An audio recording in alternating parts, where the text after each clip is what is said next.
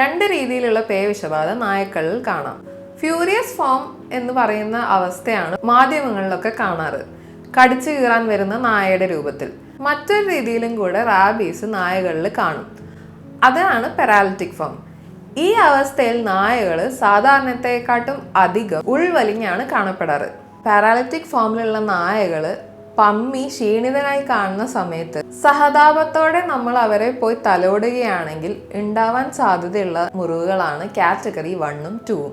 നിങ്ങൾ അവരെ തൊടുക അല്ലെങ്കിൽ പതിയെ അവർ നിങ്ങളെ നക്കുക എന്നിവയാണ് കാറ്റഗറി 1ൽ പെടുന്ന മുറിവുകളെങ്കിൽ, ചെറുതായി കടിച്ചു പക്ഷെ രക്തം പൊടിഞ്ഞില്ല എന്ന രീതിയിലുള്ള മുറിവുകളാണ് കാറ്റഗറി 2.